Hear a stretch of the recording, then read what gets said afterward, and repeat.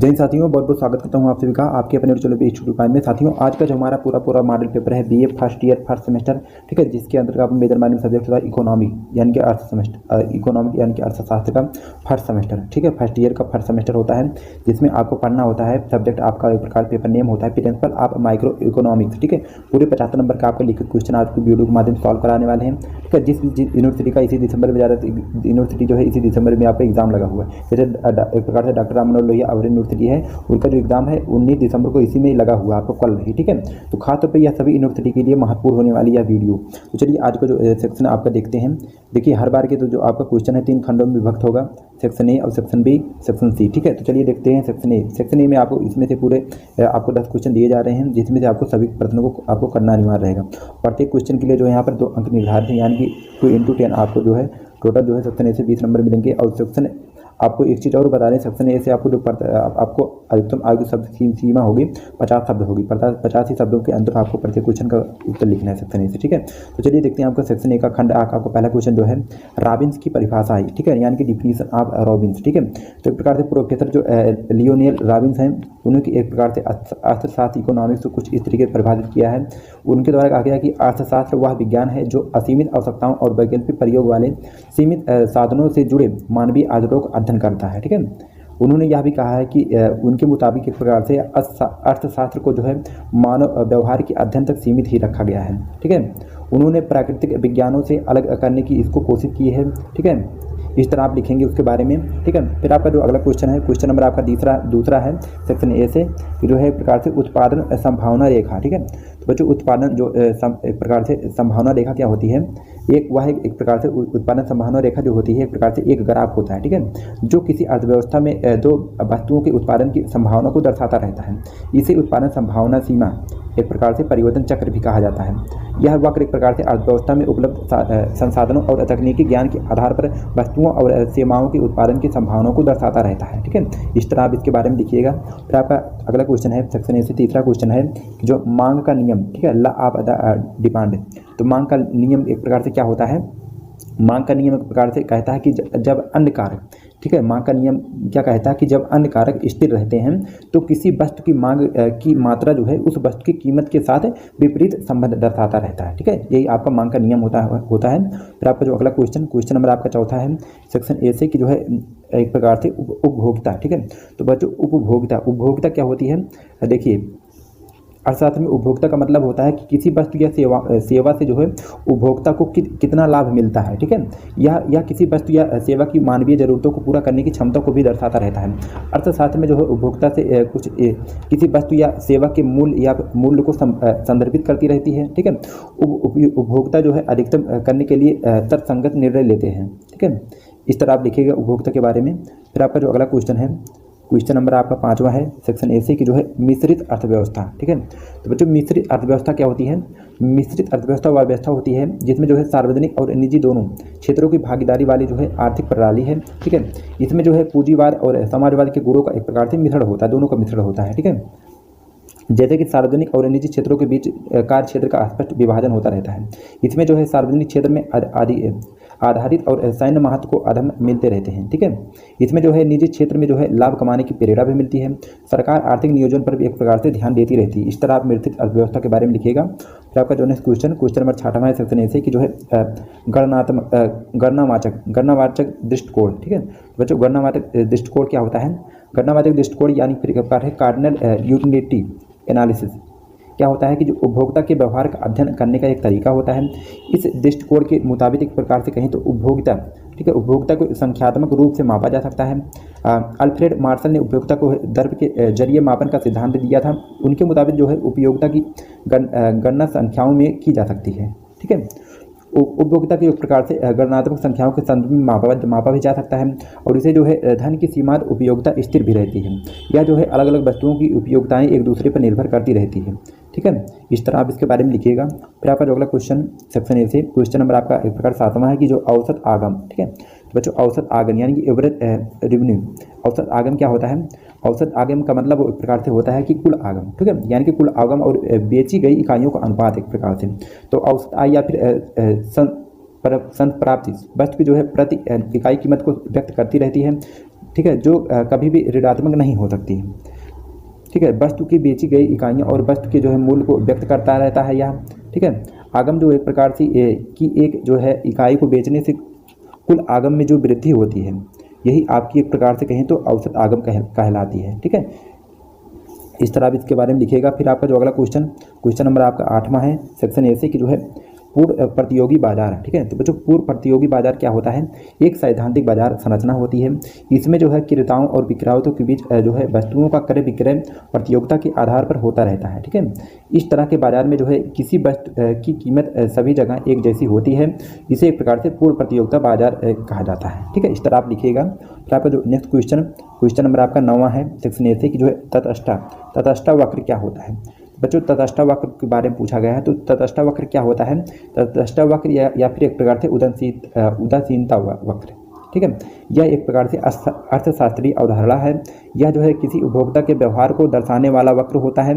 यह इस वक्र पर जो है उपभोक्ता को समान संतुष्टि मिलती रहती है। ठीक है, दो या दो से ज़्यादा प्रकार से वस्तुओं के संयोजनों को दर्शाता रहता है। ठीक है, यह तटस्थ वक्र पर जो है मौजूद सभी बिंदुओं पर उपभोक्ता को एक जैसी संतुष्टि मिलती रहती है। ठीक है, तटस्थ वक्र जो है बाएं से दाएं की ओर झुका होता है। तटस्थ वक्र की जो है ढाल घटती हो जाती है। जैसे जैसे किसी वस्तु की जो मात्रा बढ़ती जाती है वैसे वैसे इसकी ढाल जो है घटती जाएगी। ठीक है, दाईं ओर जो है इसका तटस्थ वक्र जो है नीचे वाले तटस्थ वक्र की तुलनात्मक जो है ज़्यादा संतुष्टि का स्तर जो है दर्शाता रहता है। ठीक है, इस तरह आप इसके बारे में लिखिएगा। फिर आपका जो अगला क्वेश्चन है क्वेश्चन नंबर 10वां है सेक्शन ए से कि जो आय मांग। ठीक है, यानी कि इनकम डिमांड। तो बच्चों आय मांग क्या होता है इसके बारे में थोड़ा जान लेते हैं। आय मांग क्या होता है? वस्तुओं एवं सेवाओं की उन मात्राओं से लगाया जाता है जो अन्य बातों के समान जो है रहने की दशा में उपभोक्ता दी गई समयावधि में अपने आय के विभिन्न स्तरों पर खरीदने की क्षमता रखता हो। ठीक है, इसे ही हम आय मांग कहते हैं। ठीक है, यानी कि प्रकार से आय मांग वक्र जर्मनी की अर्थशास्त्री जो है एंजिल के नाम पर एक एंजिल वक्र भी इसे कहा जाता है। इस तरह आप लिखिएगा। फिर आपका अगला सेक्शन बी यानी कि खंड बा। ठीक है, खंड बा में आपको पूरे जो है 7 से 8 प्रश्न दिए जाएंगे, जिसमें से केवल जो है आपको 5 ही प्रश्नों के उत्तर देने होंगे। प्रत्येक क्वेश्चन के लिए जो यहाँ पर है 7 अंक निर्धारित हैं, यानी कि 7 × 5 आपको 35 नंबर मिलेंगे सेक्शन बी की तरफ से। और जो आपकी अधिकतम शब्द सीमा होगी 200 शब्दों में आपको प्रत्येक क्वेश्चन का उत्तर लिखना है। ठीक है, इस चीज़ को ध्यान में रखेंगे। तो चलिए देखते हैं आपका सेक्शन बी का आपका पहला क्वेश्चन जो पूछा गया है जो है तटस्थ। ठीक है, तटस्थता वक्रों की जो है विशेषताएं बताइए। ठीक है, तो बच्चों तटस्थ वक्रों की विशेषताएं कुछ इस तरीके की हैं, जैसे कि तटस्थ वक्र जो है उपभोक्ता को समान संतुष्टि देने वाले विभिन्न वस्तुओं के संयोजनों को दर्शाता रहता है, या इसका ढाल एक प्रकार से ऋणात्मक होता है। ठीक है, इसकी जो मूल्य बिंदु की ओर एक प्रकार से उन्नोत्तर होता रहता है। ठीक है, इसमें जो है दाएं ओर का तटस्थ वक्र नीचे वाले तटस्थ वक्र की तुलना में अधिक संतुष्टि के स्तर को दर्शाता है। ठीक है, यह वक्र जो है उपभोक्ता के व्यवहार को भी बताता है। ठीक है, इसकी मदद से उपभोक्ता का संतुलन भी होता रहता है। ठीक है, इसको एक प्रकार से इस वक्र को जो है आइसोयूलिटिक वक्र भी कहा जाता है। ठीक है, इस तरह आप इसके बारे में लिखिएगा तटस्थ वक्र के बारे में। फिर आपका जो नेक्स्ट क्वेश्चन नंबर आपका एक प्रकार से दूसरा है सेक्शन बी की तरफ से, और सीरियल नंबर जो तीसरा है जो मांग की लोच के प्रकारों को समझाइए। ठीक है, तो बच्चों मांग की लोच के प्रकार जो एक प्रकार से मुख्य रूप से 3 प्रकार हैं। ठीक है, मांग की लोच का मतलब है कि मांग की गई एक प्रकार से मात्रा या फिर मांग की गई कीमत किसी दूसरे प्रकार की मांग में बदलाव के साथ कितनी बदलती रहती है। ठीक है, इसको एक प्रकार से 3 भागों में बांटा गया है। पहला आपका जो है एक प्रकार से मूल्य लोच। मूल्य लोच में क्या है कि मांग की कीमत जो है लोच को मूल्य लोच ही कहा जाता है, माना जाता है, जब तक कि इसका जो है अन्यथा उल्लेख ना किया गया हो। ठीक है, फिर आपका जो दूसरा क्या है आय लोच। आय में क्या है बदलाव से जो मांग की गई मात्रा में होने वाला बदलाव जो है आय को आय लोच कहा जाता है। ठीक है, आय में जो है आय बढ़ने पर जो है मांग घटती रहती है। ठीक है, और जो है आय में घटने पर मांग बढ़ती है। ठीक है, फिर आपका तीसरा क्या है एक प्रकार से कि क्रॉस लोच में क्या होता है कि किसी वस्तु की मांग में होने वाले बदलाव को या फिर किसी दूसरी संबंधित वस्तु की कीमत में बदलाव से जोड़ा जाता है, इसे एक प्रकार से क्रॉस लोच कहा जाता है। ठीक है, फिर आपका जो नेक्स्ट क्वेश्चन नंबर आपका तीसरा है सेक्शन बी से, और सीरियल नंबर चौथा कि जो है विभेदात्मक एकाधिकार क्यों उत्पन्न होता है। ठीक है, तो बच्चों विभेदात्मक एकाधिकार क्या उत्पन्न होता है?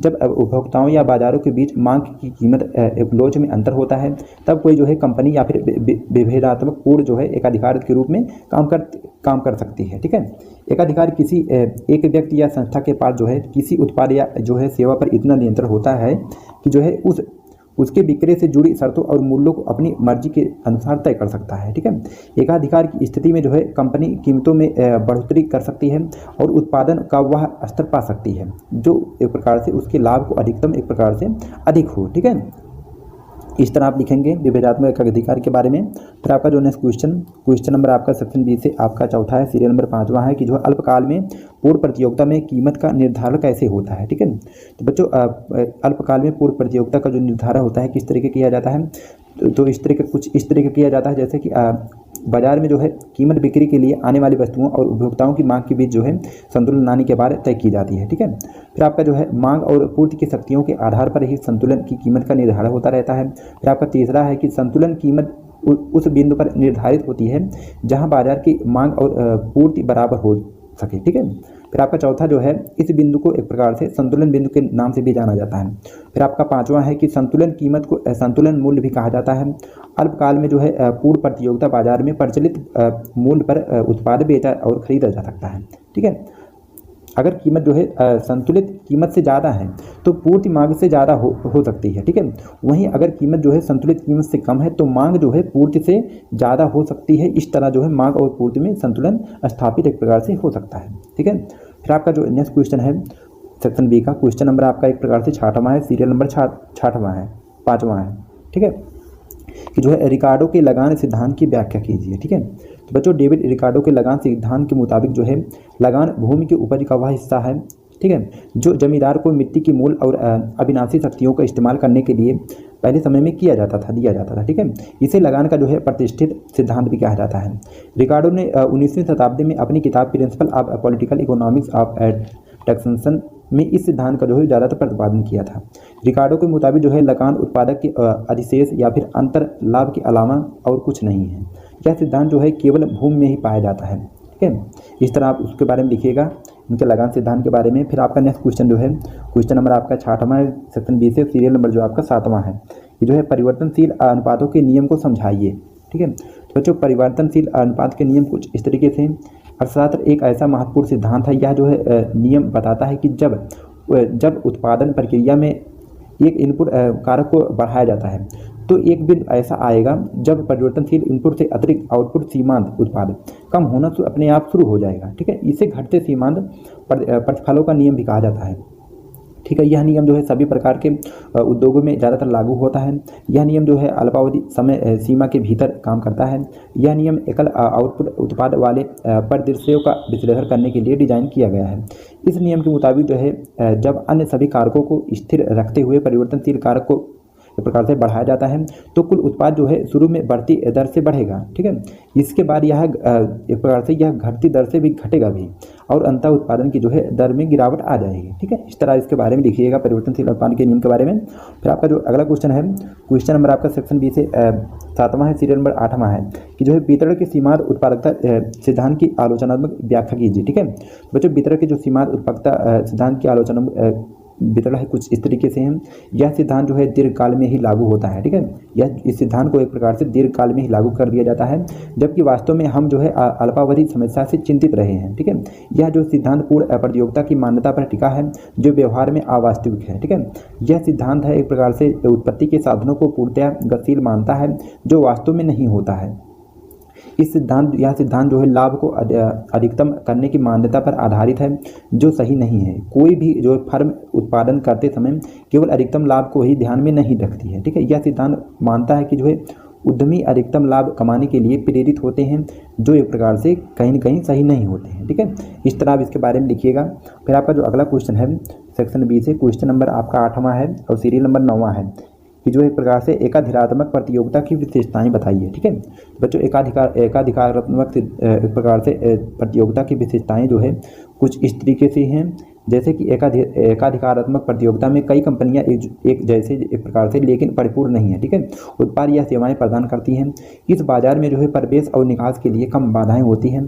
किसी भी कंपनी के निर्णय सीधे एक प्रतिद्वंदियों को प्रभावित नहीं कर सकते हैं। ठीक है, एकाधिकारात्मक प्रतियोगिता में जो है उत्पाद विभेदीकरण एक मुख्य गुण है। इस बाजार में जो है विक्रेता मूल्य के अलावा अन्य कारकों पर प्रतिस्पर्धा करते रहते हैं। इन कारकों में जो है आक्रामक विज्ञापन, उत्पाद विकास, बेहतर वितरण, बिक्री के बाद की सेवाएं आदि सभी चीज़ें शामिल होती हैं। ठीक है, इस प्रतियोगिता में जो है कंपनियों को इस बात पर विचार करने की ज़रूरत नहीं होती है कि उनके निर्णय प्रतिस्पर्धियों को कैसे प्रभावित करते हैं। ठीक है, इस प्रतियोगिता में कोई भी कंपनी जो है कम औसत कीमत पर उच्च गुणवत्ता वाला उत्पाद एक प्रकार से प्रदान नहीं कर सकती है। ठीक है, इस तरह आप इसके बारे में लिखिएगा। फिर आपका जो अगला सेक्शन है सेक्शन सी, ठीक है, यानी कि खंड सा। खंड सा में क्या है, पूरे आपको 4 प्रश्न दिए जा रहे हैं जिसमें से आपको केवल 2 ही प्रश्नों के उत्तर देने होंगे और प्रत्येक क्वेश्चन के लिए जो यहाँ पर 10 नंबर मिलने वाले हैं, यानी कि 10 × 2 आपको पूरे जो है 20 नंबर मिलेंगे सेक्शन सी की तरफ से। प्रत्येक क्वेश्चन को जो अधिकतम शब्द सीमा है, प्रत्येक क्वेश्चन के लिए आपको 500 शब्दों में प्रत्येक क्वेश्चन का उत्तर लिखना है। ठीक है, तो चलिए देखते हैं आपका सेक्शन सी का आपका पहला क्वेश्चन जो है तटस्था। ठीक है, तटस्था वक्रों की जो है मदद से एक प्रकार से उपभोक्ता का संतुलन समझाइए। ठीक है, तो बच्चों तटस्था वक्रों की मदद से एक प्रकार से उपभोक्ता का संतुलन के बारे में आपको बताना है। तो तटस्था वक्र जो होता है किसी उपभोक्ता के व्यवहार को दर्शाने वाला वक्र होता है। ठीक है, यह जो है वस्तुओं की मात्राओं के उन संयोजनों को दर्शाता रहता है जहां उपभोक्ता को जो है समान संतुष्टि मिलती रहती है। ठीक है, तटस्था वक्र की मदद से जो है उपभोक्ता का संतुलन एक प्रकार से तब तक होता है जब तटस्था वक्र जो है कीमत रेखा को स्पर्श तक नहीं करती है। ठीक है, इस स्थिति में जो है दोनों का ढाल बराबर होता है। तटस्था वक्र जो है मूल बिंदु की ओर जो है उन्नतमक होता है। ठीक है, तटस्था वक्र का जो है ढाल ऋणात्मक होता है। ठीक है, इस तरह आप इसके बारे में लिख लीजिएगा थोड़ा और पढ़ के। फिर आपका जो अगला क्वेश्चन है, क्वेश्चन नंबर आपका दूसरा है सेक्शन सी से, सीरियल नंबर 11वां। क्या है कि जो है पेरेटो की जो है कल्याणवादी कसौटी केवल स्पष्ट स्थितियों में ही लागू होती है, विवेचना कीजिए। ठीक है, तो बच्चों एक प्रकार से पेरेटो जो है पेरेटो को कल्याणवादी कसौटी कुछ इस तरीके से थी जैसे किसी परिणाम के हर संभव तरीके से बेहतर होने के विचार को औपचारिक रूप देता है। ठीक है, किसी बदलाव को एक प्रकार से पेरेटो एक प्रकार से सुधार कहा जाता है। इसी बदलाव को जो है पेरेटो सुधार कहा जाता है।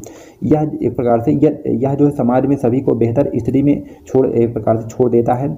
किसी स्थिति को पेरेटो कुशल या फिर पेरेटो इष्टतम कहा जाता है। यदि सभी संभावित पेरेटो सुधार पहले ही किए जा चुके हैं तो दूसरे शब्दों में किसी व्यक्ति को बेहतर बनाने के लिए अब कोई रास्ता एक प्रकार से मुख्य रूप से नहीं बचा है। ठीक है, सामाजिक विकल्प सिद्धांत में इस अवधारणा को कभी कभी सर्वसम्मति सिद्धांत भी कहा जाता है। ठीक है, थोड़ा बहुत इसको आप लोग भी बढ़िया से पढ़ के जाइएगा। फिर आपका जो अगला सेक्शन का पहला क्वेश्चन नंबर आपका तीसरा है सेक्शन सी का, कि जो है क्या है कि जो है प्रकट अधिमान सिद्धांत की समीक्षा कीजिए। ठीक है, तो बच्चों प्रकट अधिमान सिद्धांत कुछ इस तरीके थे जैसे कि उपभोक्ता व्यवहार का विश्लेषण करने के लिए एक अहम सिद्धांत है। ठीक है, पाल जो है सैमुएल्सन ने इसे जो है 1938 में पेश किया था। इस सिद्धांत के मुताबिक जो है उपभोक्ताओं की प्राथमिकताएं उनके वास्तविक खरीदारी के फैसलों से पता चलती है। ठीक है, ना कि उनके कथित तथा एक प्रकार से या फिर सैद्धांतिक प्राथमिकताओं से भी। प्रकट अभिमान सिद्धांत के बारे में कुछ इस तरीके से भी लिखा गया है कि यह सिद्धांत जो है उपभोक्ता के वास्तविक खरीदारी के व्यवहार पर आधारित है, इसलिए यह ज़्यादा जो है व्यवहारिक और यथार्थवादी है। ठीक है, इस सिद्धांत का जो है गणितीय मॉडल सरल और साफ है जिससे इसे लागू करना बहुत ही आसान है। ठीक है, इस सिद्धांत को लागू करने के लिए किसी तरह के अनुमान की ज़रूरत नहीं होती किसी को। ठीक है, इस तरह आप लोग अच्छे से तरीके से पढ़ के जाइएगा। फिर आपका अगला क्वेश्चन है, क्वेश्चन नंबर आपका है चौथा है सेक्शन सी की तरफ से, सीरियल नंबर 13वां, कि जो है एक प्रकार से उत्पादन। ठीक है, उत्पादन जो है फलन की विशेषताओं को स्पष्ट कीजिए तथा जो है अल्पकालीन एवं दीर्घकालीन उत्पादन फलन में भेद लिखिए। ठीक है, तो बच्चों उत्पादन फलन एक प्रकार से क्या होता है, परिवर्ती अनुपातों का नियम होता है।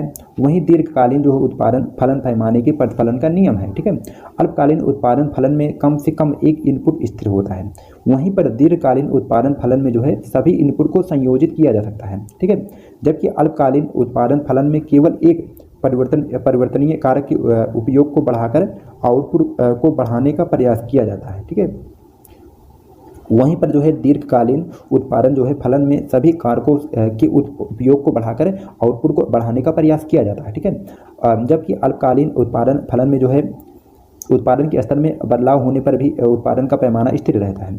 वहीं पर अगर दीर्घकालीन की बात करें, दीर्घकालीन उत्पादन फलन में जो है उत्पादन के स्तर में जो है बदलाव के साथ जो है उत्पादन का पैमाना भी बदलता रहता है।